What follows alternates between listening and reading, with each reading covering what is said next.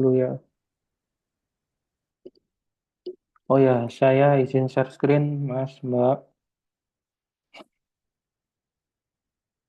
Oh ya, layar saya sudah kelihatan belum? Sudah, Pak. Sudah ya. Oke. Bentar.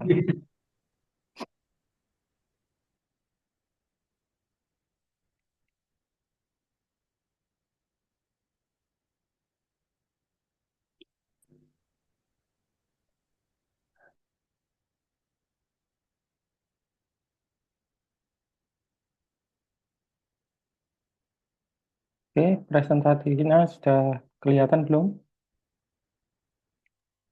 Sudah, Pak. Oke. Oh ya, hari ini kita akan belajar mengenai Docker. Oh ya, mohon maaf untuk dua dua pertemuan ya, saya nggak datang ya. Soalnya ada keperluan di Surabaya. Oh ya, ini hari ini kita akan belajar Docker. Nah, apa sih Docker itu? Jadi, Docker itu sebuah platform atau sebuah software ya yang berbasis teknologi kontainer. Nah, dengan kontainer ini Anda dapat menyatukan berbagai file yang dibutuhkan oleh perangkat lunak. Nah, menurut dari situs IBM, si kontainer ini terkenalnya sebagai wadah. Ibaratnya kalau di gambaran terdekatnya, kalau ada truk kontainer, nah kontainer itu adalah Docker. Nah, isinya itu kayak PHP, kayak MySQL. Nah, itu library-library-nya masuk di kontainer tersebut. Nah,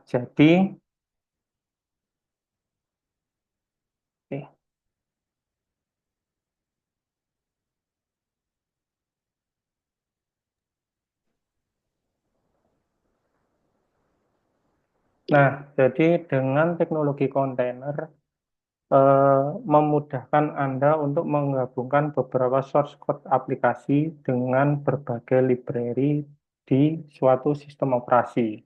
Nah, hasilnya nanti kode-kode tersebut dapat dijalankan di berbagai environment. Environment ini maksudnya bisa dijalankan di Windows, Linux, terus habis itu Windows.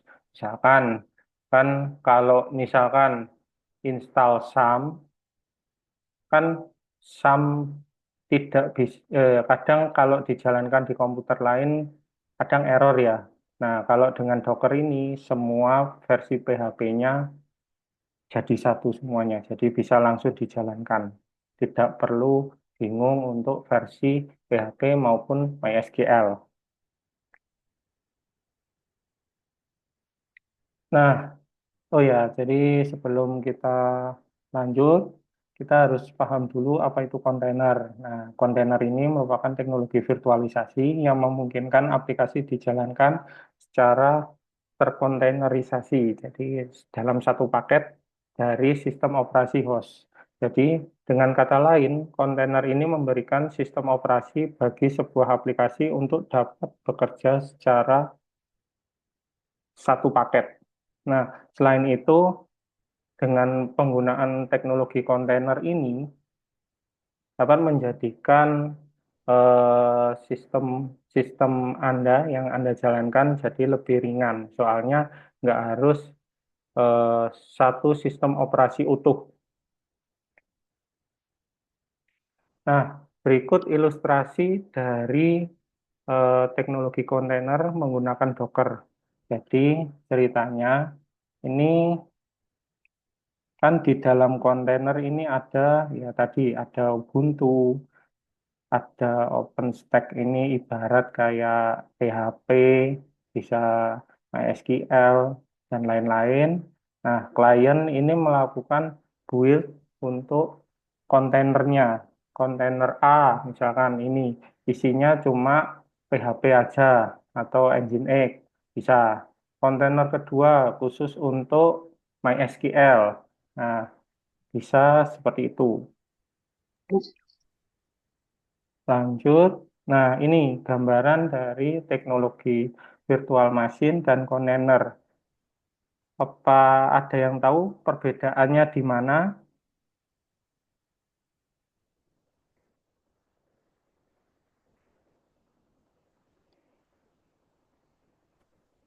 Yang tahu bisa open mic.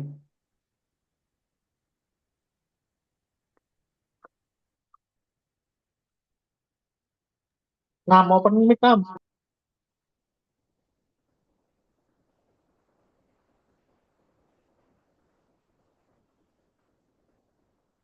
Oh ya, Mas Adit bisa minta tolong bantuannya. Apa perbedaan dari virtual machine dan container? Ya, kalau yang dari kontainer ada apa namanya? Ada dokernya, Pak. Oke ya, ya Oke. oke ada Dockernya. Tapi ada yang hilang nih di antara container dan virtual machine. Apa yang hilang? Hypervisor, hypervisor sama guest OS sama Nah, host, ada host OS-nya juga. Nah, oke, ya benar ya Mas Adit. Jadi eh, dengan menggunakan kontainer ini kita nggak usah menggunakan satu sistem operasi utuh. Jadi GuestOS-nya dan hypervisor ini dihilangkan. Jadi isinya si kontainer ini cuma aplikasi dan library-library-nya aja. Misalkan PHP, MySQL, dan lain-lain. Nggak perlu sistem operasi utuh. Nah, seperti itu. Nah, mengapa harus menggunakan Docker? Yang pertama, multi-cloud platform. Yang kedua, hemat resource. Yang ketiga, proses deployment aplikasi ini menjadi lebih efisien. Yang keempat, keamanan yang lebih baik. Nah, multi-cloud platform. Nah, Docker ini itu didukung banyak penyedia layanan cloud. Misalkan ada AWS, ada GCP, ada Rackspace, dan lain-lain. Hal ini menyebabkan dia itu si Docker ini dapat digunakan oleh banyak platform, ya, mulai dari AWS tadi, GCP, mau pakai Windows versi berapapun, itu bisa dijalankan menggunakan Docker. Nah, singkatnya, platform ini portable. Asalkan sistem operasinya Linux, maka ia dapat dijalankan di berbagai penyedia layanan cloud.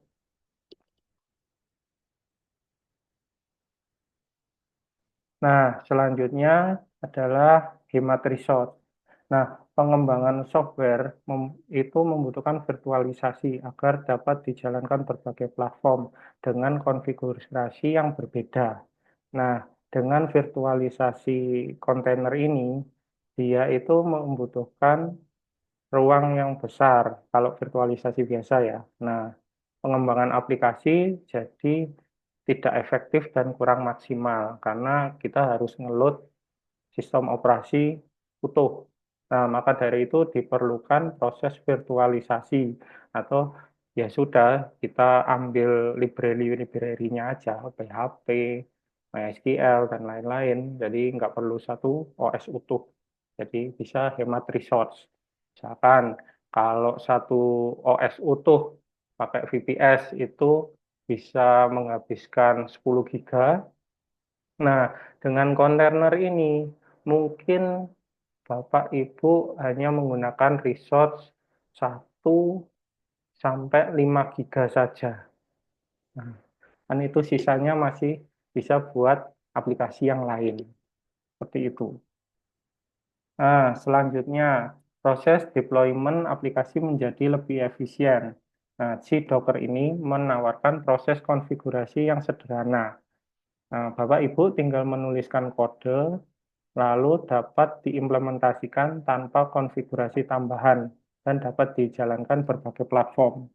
Nah, mengapa bisa demikian? Hal ini karena si platform yang digunakan bisa dijalankan di berbagai jenis environment.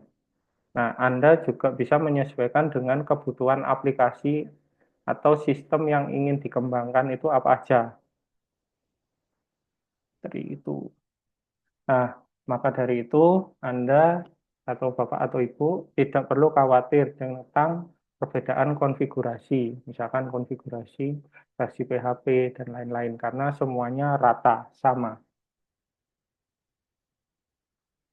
Selanjutnya adalah keamanan yang baik. Jadi, penggunaan Docker ini menjamin terkait sistem keamanannya, karena sistemnya terisolasi. Jadi, misalkan yang diserang PHP-nya, database-nya masih aman nih, karena di kontainer lain. Itu. Nah, tidak hanya itu, si Docker ini dilengkapi dengan fitur keamanan lain, yakni salah satunya OS host mount dengan akses read only. Dengan fitur tersebut, Anda tidak bisa mengubah konfigurasi di dalamnya, maksudnya mengubah versi PHP-nya dan lain-lain, kecuali ketika Anda diberi akses penuh atau akses root, seperti itu. Nah, untuk persiapannya, kalau di versi desktop, Bapak Ibu unduh aplikasi yang namanya Docker. Jadi ada di link ini. File presentasi sudah saya kirimkan di Mas Renaldi ya. Mas Renaldi sudah dikirimkan belum materinya? Halo? Sudah, Pak. Sudah saya Oh, kirimkan ke oke. grup. Oke. Nah, Bapak Ibu bisa mengikuti mengikuti petunjuknya dan bisa dicoba. Terus dibuka aplikasinya, setelah diunduh, buka aplikasi, lalu untuk menjalankan standarnya, tinggal ketik dockeran dp 8080 docker getting start. Nah, maksudnya dockeran ini menjalankan si docker dp, ini bawaannya, portnya 80, terus menjalankan image getting started. Nah, terus buka browser dengan mengunjungi localhost.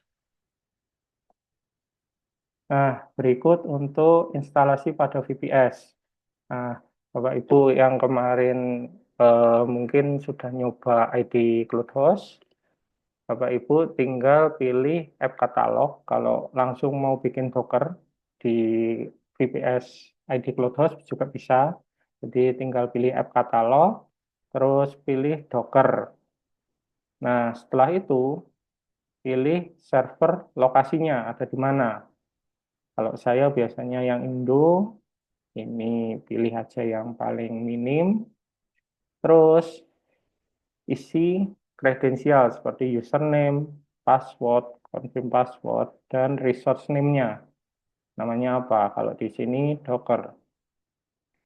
Terus klik create, habis itu tunggu proses selesai, dan Docker bisa dijalankan. Nah, selanjutnya habis ini kita akan membuat untuk satu kontainer. Ya, satu kontainer isinya nanti bisa PHP, MySQL. Nah, untuk tugasnya nanti Bapak Ibu silakan lakukan instalasi Docker pada VPS. Nanti saya bantu untuk instalasinya, atau jika kesulitan instalasi di ID CloudHost, saya bisa bantu. Terus lalu buat kontainer pertama Anda yang isinya standar aja ya, jadi pokok ada PHP, MySQL. Terus buat laporan, kirimkan ke email. Nah, sebelum saya lakukan sesi live untuk bikin kontainer, ada yang ingin ditanyakan? Pak, bedanya sama Laragon dengan Laravel Heart apa Pak? Dari Docker ini Pak. Nah, Hmm. itu lebih ke library-nya ya. Jadi mungkin Laravel lebih lengkap, bisa jadi seperti itu. Oke. Mungkin ada pendapat lain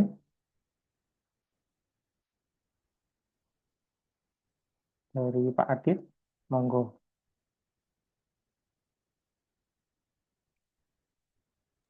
Kalau saya sih lebih ke ini Pak, nyaman pakainya sih Pak. Kalau saya kemarin saya coba Hmm. Docker sih memang ke konfigurasinya agak sedikit ribet. Jadi Hmm, saya coba beralih ke yang lain, saya cari-cari yang baru itu ya. ada Apa? Laravel Heart namanya, Pak. Ini Iya. kebetulan juga masih baru juga saya yang Laravel Heart tadi ya. Gini, gini. Ya, itu lumayan lumayan masih baru, Pak, di situ. Masih baru ya. Oh, Ya, makanya. baru Oke, oke, kalau nggak oke. salah masih 2 tahun ini. 2 tahun ini ya. Di, sama fungsinya seperti Laragon, dia di situ juga sudah include apa Nginx Hmm, untuk web servernya, kemudian hmm. ada PHP-nya juga, bahkan di situ juga sudah ada Node.js-nya juga, Oh, Node.js-nya. nah, macam-macam Mbak di situ. Oh, iya, iya, Tapi iya, iya. versi ada 2 versi, ada yang versi berbayar, ada yang versi gratis. Oh, gini, gini. Nah, mungkin kelebihannya di sini Docker free ya, Pak ya. Nah, selain free, nah, apakah si Laravel Heart ini bisa di custom untuk library-nya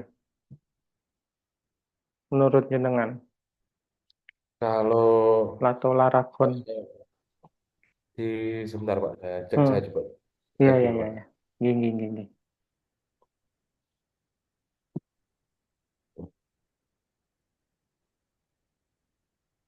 Eh, Mohon izin kalau boleh saya sharing dulu Pak. Oh, ya, nggak apa-apa. Monggo, monggo. Sharing aja. Masih di disable Pak. Oh, udah. Ini coba.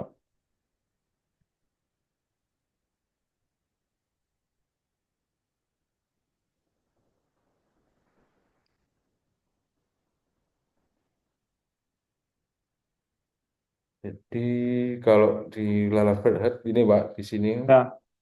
Oh, udah kayak ada gitu Pak ya. ya. Sudah, Ya, sudah. ya, di sini kita bisa macam-macam sih Pak. Di sini ada Hmm. Node.js. Nah ini yang berbayar ini Pak, ada services, Mailchimp, Debugger ini yang berbayar. Kalau kita yang general-general ini kita eh, bisa pakai secara gratis Pak ini. PHP-nya pun kita bisa pilih sendiri kalau kita mau pakai versi yang mana. Oh, gini. Seperti ini Pak Laravel gambarannya singkatnya. Iya, iya, iya, iya.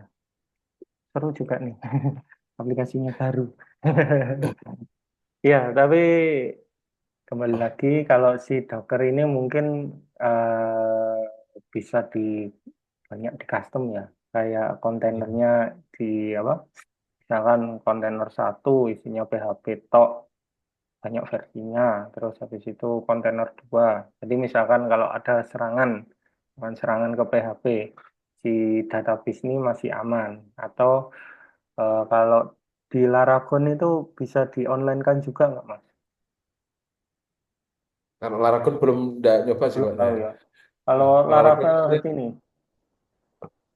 kalau Laravel bisa oh nanti kan bisa. eh, waktu di ininya di ada konfigurasinya nanti untuk deployment sama production. Hmm, ini. Bisa pakai ngerok itu ya? Kalau itunya Oh, belum tahu belum kan itu nyoba ya? ada opsinya untuk deployment sama productionnya. Jadi Iya. tinggal kita mau stepnya mau yang mana nanti kita apa yang mau kita jalankan. Oh, gini. Hampir sama ya, tapi mungkin apa kinerjanya bisa beda. Nah, soalnya si kontainer tadi kan cuma ngambil source-nya aja. Mungkin seperti itu. Mungkin mungkin Iya. ini Pak, Apa? mungkin ya Pak. Kalau Ya. Docker itu dia bisa multi platform. Kalau yang Hmm. Laravel Health ini mungkin dia kurang support multi platform juga. Jadi misalnya kalau Hmm. Pak bayangan saya misalnya saya pakai Hmm. komputer A di Ya. rumah saya, kemudian saya pakai komputer B ada di rumah saya. Mungkin itu kerjaan itu masih bisa terkoneksi.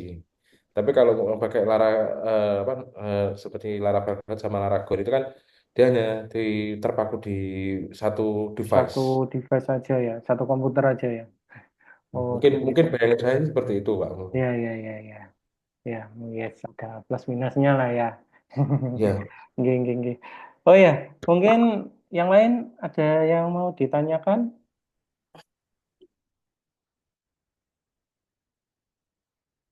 Belum, Mbak. Belum. Ojo ngomong tugasnya angel. Nah, Oh ya, eh, lanjut ya. Jadi saya nyoba untuk live sessionnya. Bentar.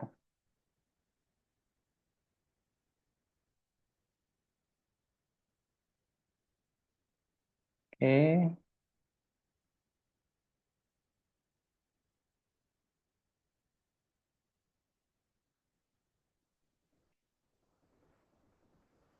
Oh ya, nanti saya kasih akses untuk di ID Klodos ini yang versi konsol.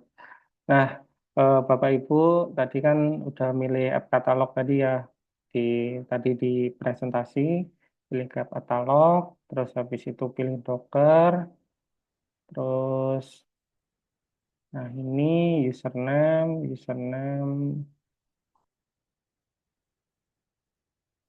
pilih user Docker, terus passwordnya ini, terus resource name diisi Docker, pilih yang ini, terus buat dengan cara klik create. Tunggu prosesnya sampai 100%.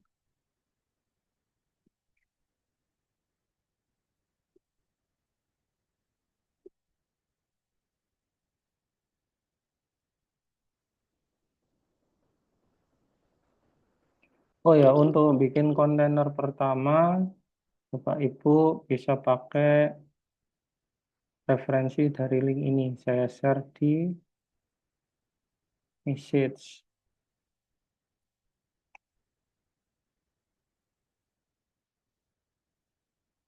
Nah, message saya sudah masuk ya. Halo? Sudah, Pak. Linknya Halo? sudah ada. Oke. Ya, sambil nunggu. Sambil nunggu kita lihat untuk referensi tutorialnya. Jadi di sini ada perintah dasar, ada variabel from, run, cmd, maintainer, expose, env, add, copy, volume, dan lain-lain. Nah, ini kalau Bapak Ibu mau build image yang pertama, kebanyakan pakai perintah ini. Nah, silakan dipelajari. Nah, terus untuk bikin apa? Bikin image pertama, bikin folder dulu, latihan, terus bikin Docker file. Nah, Docker file ini isinya nanti konfigurasi library-nya mau pakai apa. Nah, di sini contohnya pakai Nginx, maintainernya nanti nama kelompok aja, kelompok masing-masing. Terus isinya nanti kayak gini. Setelah itu disimpan. Nah, from ini menggunakan image Nginx sebagai default image yang mau dibuat. Nah, maintainer ini image-nya dari kalian. Terus habis itu add menambahkan file HTML ke local device. Selanjutnya bikin file HTML, terus bangun image-nya. Nah, nanti kayak gini. Nanti kita coba ya. Oke, kita lihat dulu.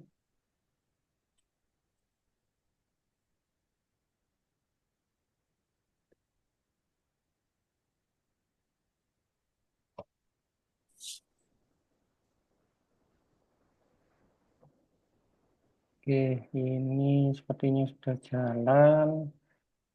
Bapak Ibu nanti copy yang IPv4 ini ya, yang public, terus masuk ke terminal atau ke putih, terus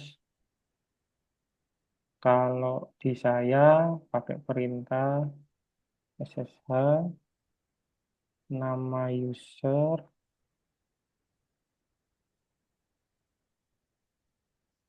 add, IP-nya berapa. Ini di public. Yes. Nah, udah tekan enter.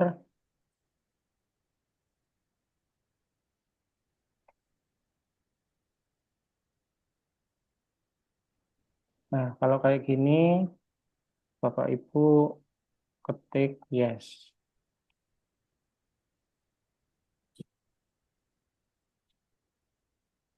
Nah, kalau udah yes, nanti Bapak Ibu masukkan passwordnya.